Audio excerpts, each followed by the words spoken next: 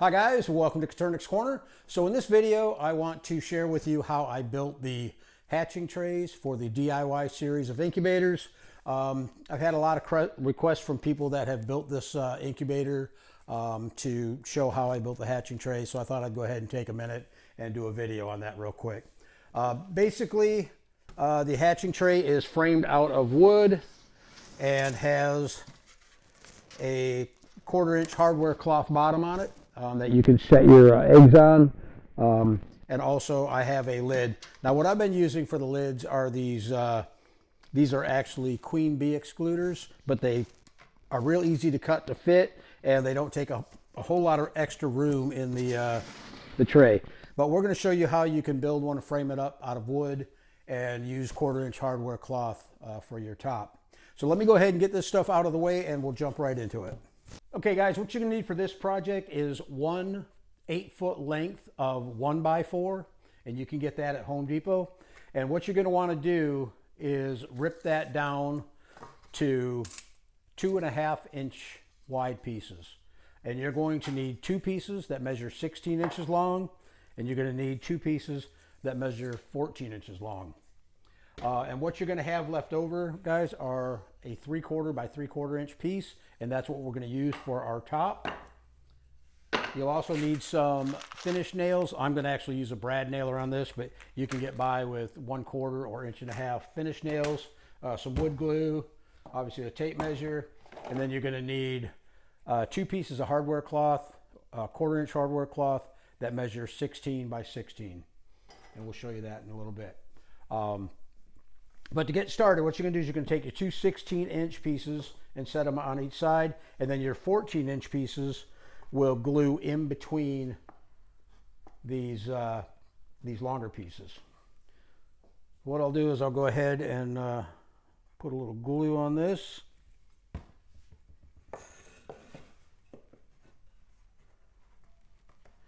And like I said, I'm going to use a brad nailer just to speed things up a little bit, but you guys can get by with the finish nails. Will work just fine.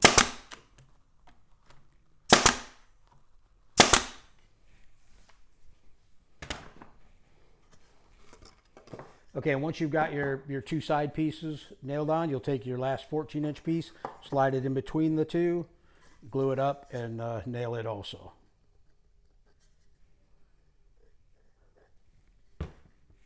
Now these board sizes can be changed to fit whatever size incubator that you may have built. I know a lot of people have adjusted the size on the DIY box, made it a little bit wider, made it a little bit deeper. So if you need to adjust your wood pieces to fit your box, as long as you leave enough room to where it can slide in, and as long as it's not too deep to where it's not going to hit the back of the incubator, you'll be just fine.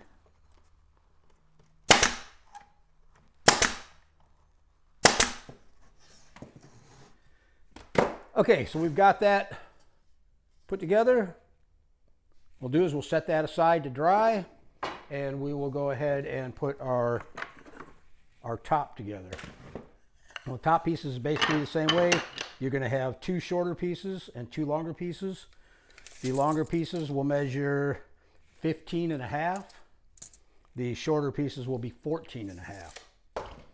So what we're going to do, let me bring my box over here so I can show you. We will take the 2 longer pieces, set them on the front and back of this. Actually, I'm going to turn them on this. I think I'll turn them like that so those are down. And then our shorter pieces, again, will go in between these here. Okay, so now I know exactly where I want these pieces to go. Let me get this out of the way. And same thing. A little bit of glue on both pieces.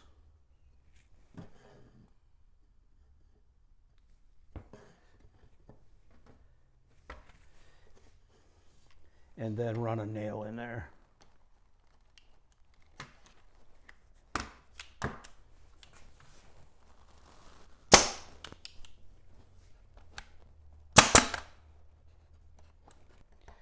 I was running low on air. I had to crank the air compressor back up.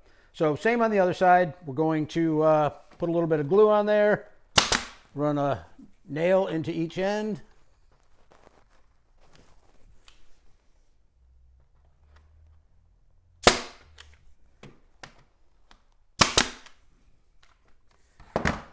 Okay, and our top is good. I guess I didn't get a nail on this side. There we go. Okay, now the only other thing you need to do is to attach your 1/4 inch hardware cloth to the top piece and the bottom piece. I'm going to go ahead and do the bottom first because it was glued up first.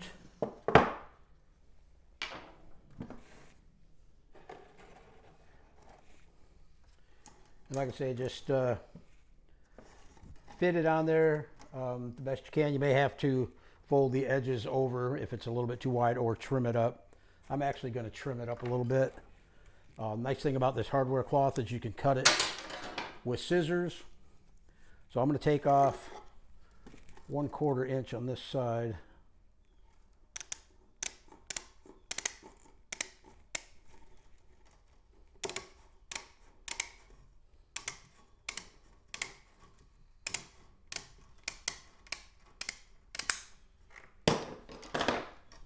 That'll just make it fit a little bit better to where it's not gonna scratch the sides of the incubator.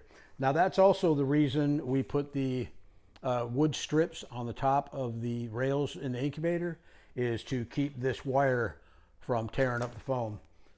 The wood will go ahead and take the brunt of it. So just using a staple gun, I'm using an air stapler, but you can use a regular, like an arrow stapler, and that'll work just fine for attaching this.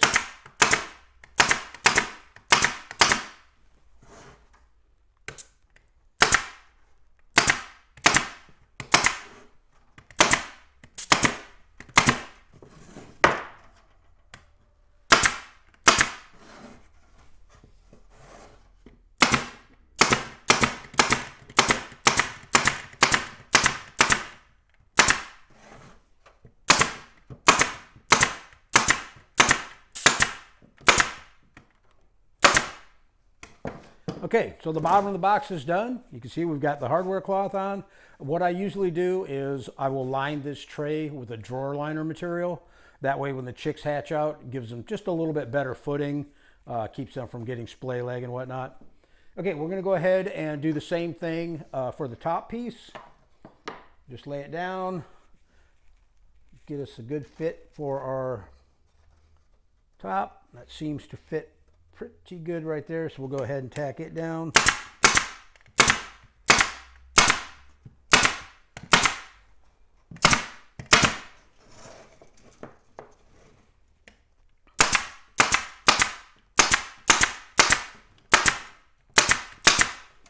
And the nice thing about this 1/4 inch hardware cloth, it also strengthens this wood up by overlapping it and stapling it down to both pieces.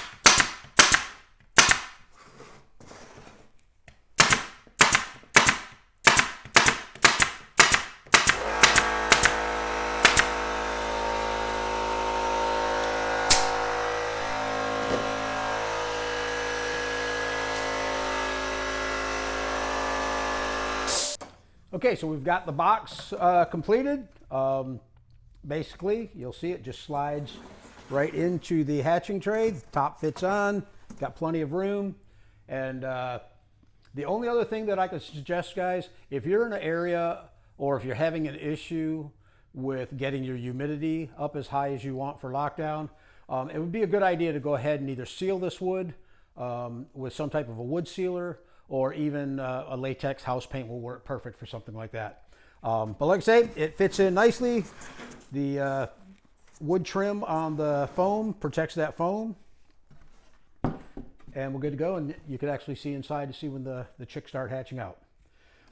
If you don't want to build this top piece, or you're having an issue, trying to find somebody to rip your lumber down for you, this stuff here, like I said, it's a queen bee excluder.